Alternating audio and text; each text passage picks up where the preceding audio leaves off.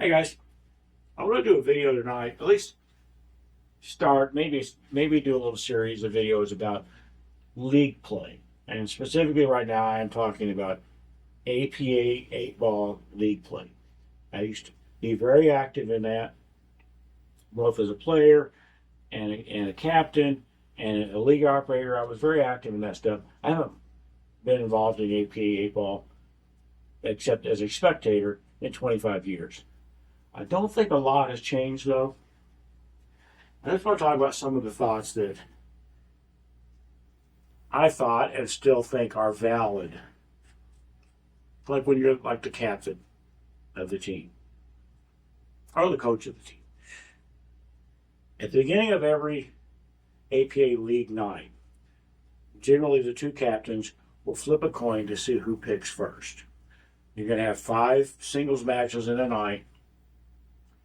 Whoever wins the flip can either throw out an opponent, and then the other captain throws out an opponent for them. And then they switch. He throws one out, and then he does. And they just go back and forth until 5 people have played. Usually, the other team is going to show up with 5 players, and you're going to show up with 5 players. If you win that flip, you want to pick first. There's going to be some people that have different opinions on that, but I think I'm right, and it's my channel.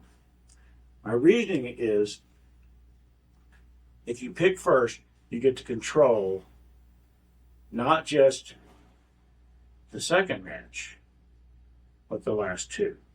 When I say control, I'm talking about you get to match up whoever you want on your team against whoever they just threw out. So let's say I'm playing some team and I win the flip. I'm going to pick first. There's 2 people I don't want to throw out first. I don't want to throw out my weakest player, and I don't want to throw out my strongest player. I don't want to throw out my weakest player because a lot of times it's going to be like a 2 or 3. They're already nervous anyway. They already, don't feel like they're that good of a player compared to everybody else. They already feel kind of bad. So you don't want to just throw them right into the fire. You don't want to throw out your best player because the other team might decide that they're going to throw a sacrificial lamb back at them. So, like, for example, in the teams that I usually end up playing on, it was 7, 6, 5, 3, 2. That would be our skill level ratings for the night. So I'm a 7. If for some reason, I forgot the rule I just said, and I threw myself out first, they could decide, hey, we don't have anybody that can beat Dave. Let's throw out a 2, sacrificial lamb. And then it's not like my match has been wasted. I'm probably going to win it. But it would have been better off if I played a stronger player on their team. So that would be match 1. Match 2, they pick. They throw somebody out. And I can look at my 4 remaining players and pick and choose which one I want to play that person. Hopefully to my advantage. Match 3, I pick again. At this point, match 3, I maybe, depending on what I have on my roster, I may want to throw out my second to best player. Does that make sense? So 7, 6, 5, 3, 2, that's the example that I used. If I pick first, and that's my roster, I'm throwing out a 5. I'm not going to throw out a beginner like a 2. I'm not going to throw out myself a 7. If I had a 4, like if we're playing 7, 6, 4, 4, 2, something like that, maybe I'll throw out a 4. And the intermediate player for that intermediate round, that round 3, or for that round 1. That way, hopefully, they're going to just try to match up against that player. They're not going to waste, if they got a 7, they're probably not going to waste their 7 against your 4 or your 5.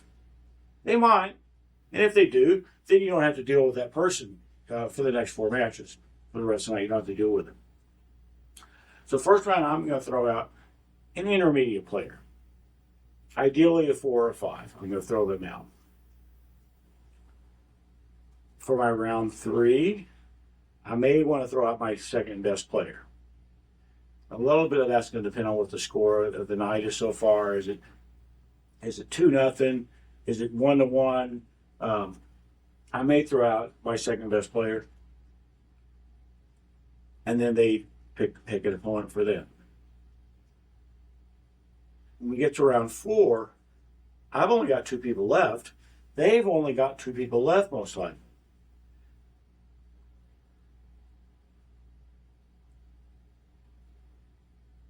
So they throw out somebody, and I can either play, myself if I'm one of the 2 people left, or maybe a 2 if that's the other person that's left. I get to pick which one of us is going to play whoever they just threw out. And then for round 5, there's only 2 people left to play. So you control more matches if you pick first. It's that roundabout way of saying all that, but that's my reasoning on it, and I still kind of believe that's true. I mentioned that you don't want to throw out your top player first, because a lot of teams, will throw out a sacrificial lamb at your best player. They don't feel like they have anybody that can beat you, or maybe they feel like if they just get rid of you, then they can deal with the remaining 4 on your team easier. It can be a strategy thing, but I've always just hated that. It's so unfair to that sacrificial lamb that just got thrown out. It just is. They're a beginner, or they're trying to fit in and prove their worth and all that for the team, and it can kind of make them feel worthless. A lot of times I was the guy that got a sacrificial lamb thrown at him, and it just always made me feel bad. This person never did a damn thing wrong to me in her life, and yet here I've got to just do my best to destroy her. And it felt bad. Still, there's still a couple matches from back then that I still feel bad about, because they'd be crying. Oh well, I guess they probably improved by now over the last 25 years, or maybe they quit pool. That's another thing about using your 2s like that, is they are beginners, and they usually don't even know if pool's fun. They don't know if league is fun. They don't know if they get along with the people on your team or not. And if you treat them like shit, they might not stick around. And then you're out trying to find another 2 so you can fit under the APA's 23 rule. So you don't quite have to handle them with kid gloves, but you treat them like human beings, and make them feel like they have a chance and that they are contributing to the team instead of being a sacrificial lamb. That's what I think about that. Another thing you can do for beginners is talk about lag speed. At the beginning of a match, players will very often, sometimes you'll see people flip a coin, but I never really like that. You'll see them lag for the break. You'll see them just, even beginners, after they've done that a few times, they kind of know what their speed is. I'm not saying their lag is going to be perfect, but they kind of know what their speed is. And as a beginner, that's about all the speed control they're going to have. They know what break speed is for them, and they know what soft is for them, which is probably something like that for a lot of them.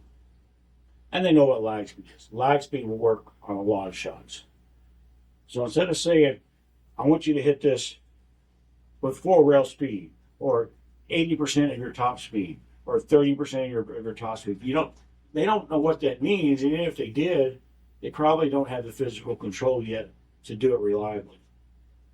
So for the most part, you can just tell them lag speed. So I'm going to talk about this kind of a situation. This is one that came up the other night when I was watching a league match.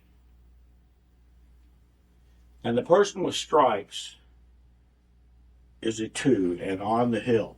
Each one game. And the person with stripes, of course, she was very nervous, and she goes to shoot this 12, and she knows she's really close to winning, man. She knows. And she does that. And then she immediately calls timeout and asks her coach, hey, how do I masse this? Or how do I jump this? Or how do I kick this off this rail, whatever? The coach, luckily, knew what he was doing and didn't tell her to do any of those things. The right shot in this situation, probably everybody watching this knows, we are talking about basic beginning players here. The right shot in this situation is a 2-rail kick and in the 8 in here. So in the APA, you have to mark your pocket. So you just tell them. Maybe you walk down here and you point. Just aim it here. Use lag speed. Because a beginner is going to be really nervous when you start telling them to do a 2-rail kick. They're going, well, that's way too complicated for me. I can't do that. That's like pro level stuff. Tell them to try. Maybe you tell them why. They're going to want to kick this way. The problem with kicking this way is it's very easy to scratch. Off the 8, off the rail, off the 8, straight in, very easy. It's probably easier to scratch than to not scratch on a 1-rail kick. Also, 1-rail kicks are much more susceptible to deviations caused by harder speeds, softer speeds, English, things like that. That beginning players tend to have by accident. They accidentally hit it too hard or too soft, put some English on. There's some self-correction that happens on these multiple consecutive rail shots a lot of times. And so you just tell them, the reason I want you to shoot this 2-railer is because you're not going to scratch. The only way that somebody can scratch on this 2-railer is if they hit the 8 absolutely dead in the face and then follow it in. That's the way they could scratch. If not, odds are decent they're going to hit the 8. But if they don't, at least he didn't scratch and immediately lose. You just don't want them to do that. So luckily, the guy that I was watching the other night, he told the girl that, and she won. It made her feel fantastic. She won a match. I think it was her first match win. At least this session it was. Well, very cool. The other thing I will do, where's the 8? And I'll even do this if I got a 4 or 5 and I'm their coach. Let's see, got a match going as a couple of 2s. It's my 2 versus their 2. And they've been playing for 115 innings. And here they are. Now they got this. And my 2's got this 8 ball. Odds are very good that my 2-level player is going to try to slow roll this 8. Is going to try to hit the 8 dead in the face and, well, I'm going to make it to the 8. But I don't think a 2 is going to do it. I thought the cue ball would stop halfway down the table. I think that's probably what's more likely to happen. That the cue ball will stop halfway down the damn table. Or if they just shoot it, like I was talking about lag speed, just shoot straight at it, they could follow it in. It's amazing how good a beginning player can be at hitting a ball full in the face when you don't want them to hit it full in the face. It's amazing how they couldn't hit the broadside of a barn a lot of times, but then some other times they're going to hit that full in the face and follow it in. Trying to scratch on purpose is harder than I thought it was going to be. What I'm going to do if I've got, like I said, my 2 playing, I'm probably going to tell a 4 or 5 the same thing. If I think they're lining up right. 4 or 5 can shoot this shot, hit the 8 dead in the face, and shoot a stop shot at it. But why? There's no reason to shoot a stop shot at a shot that's hanging in the pocket. Just tell them. Just time out. I would really prefer it if you would go rail first. Just pretend there's an object ball right there. And shoot at it with lag speed. You will hit the 8. The 8 will go in. And you won't scratch.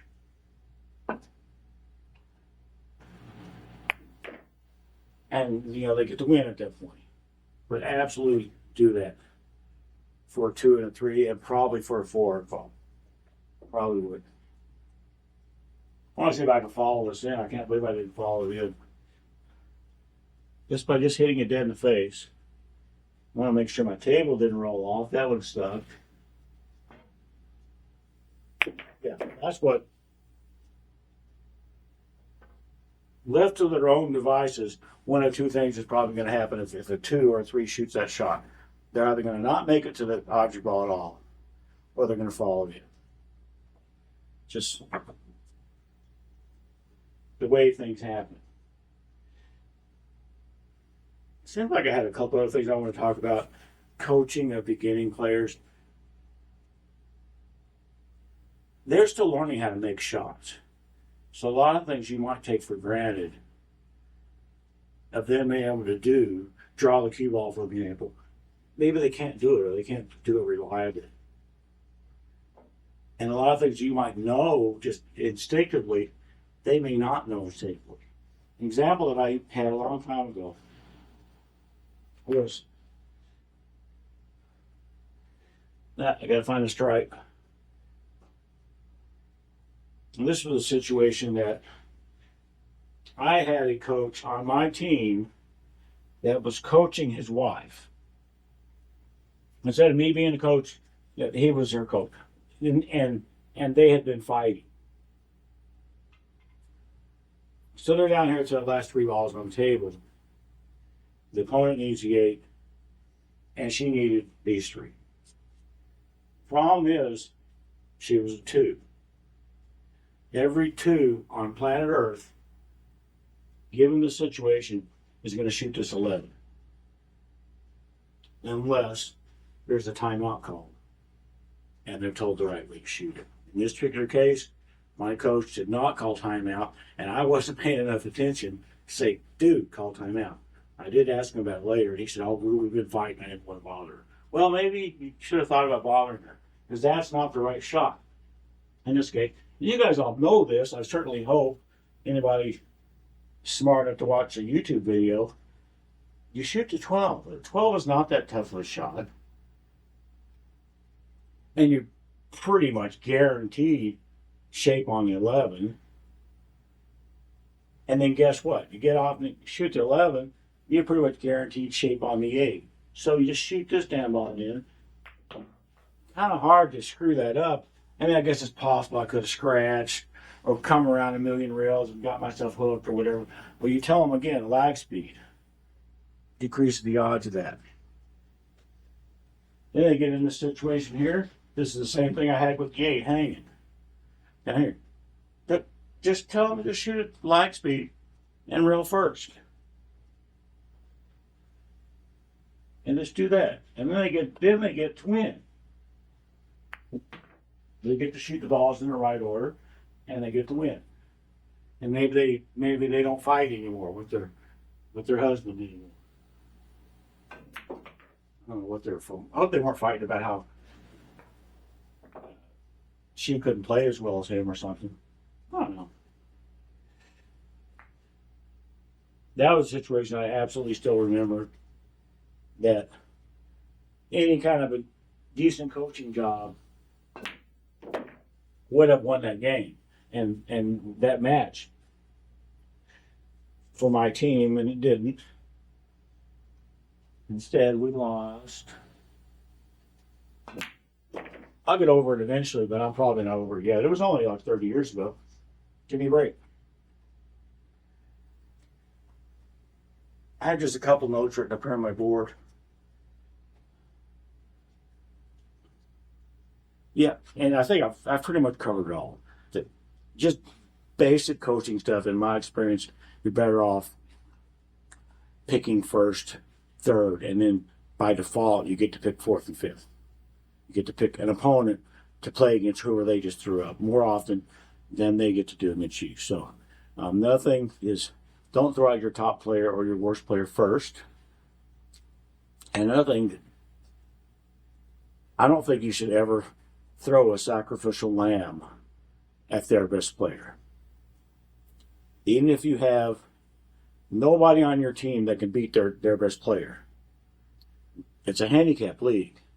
You've got people that are going to have a chance. I'm an APA 7. If I played an APA 4, that's a 5-2 race.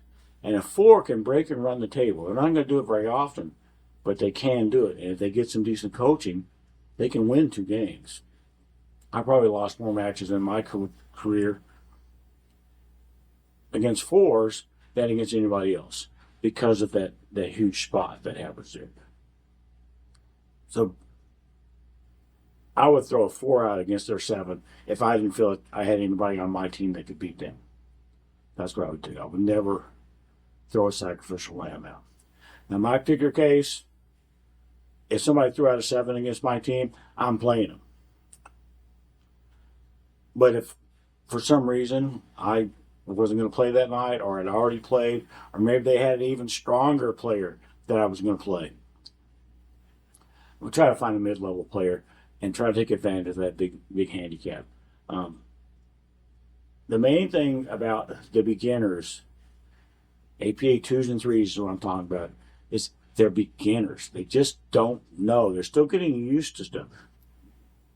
Maybe they never shot a game of pool in their life, and they're just doing it because they're a bartender, and the bar owner said, hey, we need another player for this team. They're still trying to figure out which end of the cue stick to hold and all that stuff, and they're going to be nervous.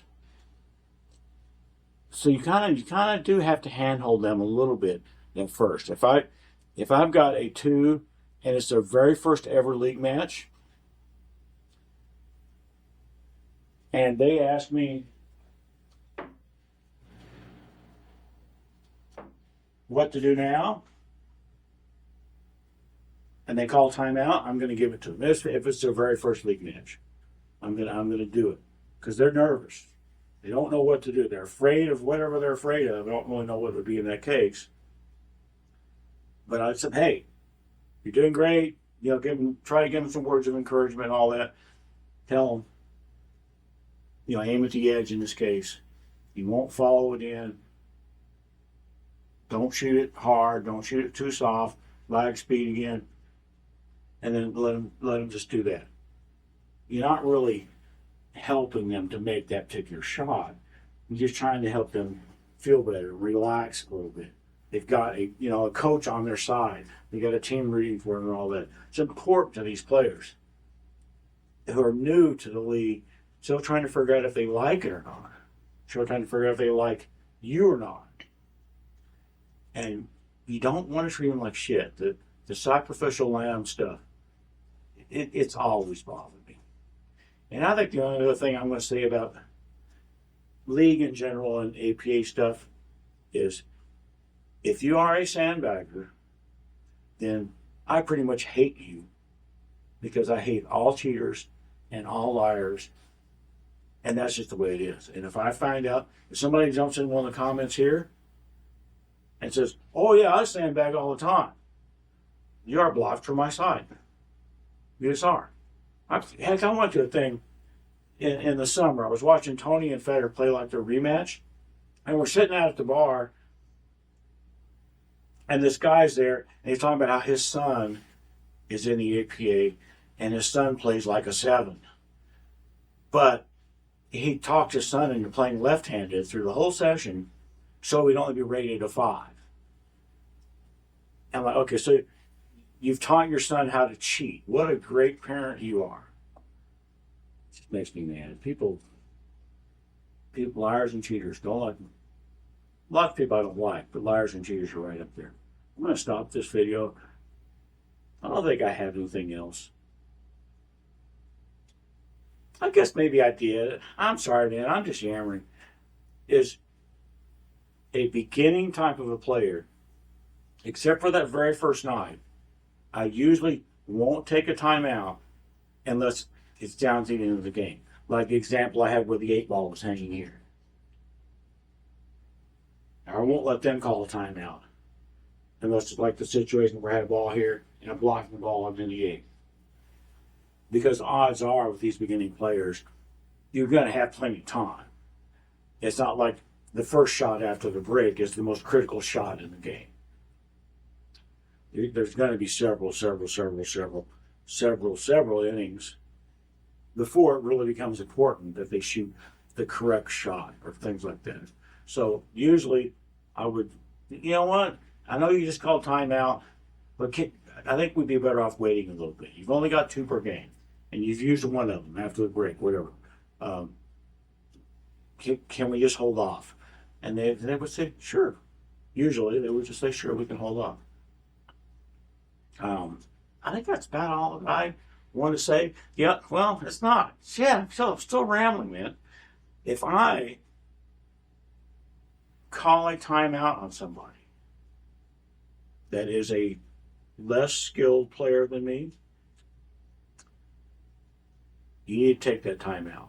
Now, the way the rules work is it counts as a timeout. If I'm the coach and I say timeout, that's a timeout, whether they listen to me or not. Now, if the player says timeout, I can not count as a timeout. But if I'm your coach and I'm a better player than you, and I call timeout, take it. Otherwise, I'm not going to be your coach anymore. That's just the way I am. I don't think that's like strategy thing. I need people that can trust me enough to at least listen to what I'm going to say, and that I'm not going to say something that they already know. I might want to remind them of stuff or make sure they've gone over all the options, but I'm not going to call timeout on a 5 and say, be sure you hit this on the bottom to shoot a stop shot so you don't follow it in. I'm not going to do that. I'm not that much of an idiot. Right? I'm really going to stop now. Thanks, guys.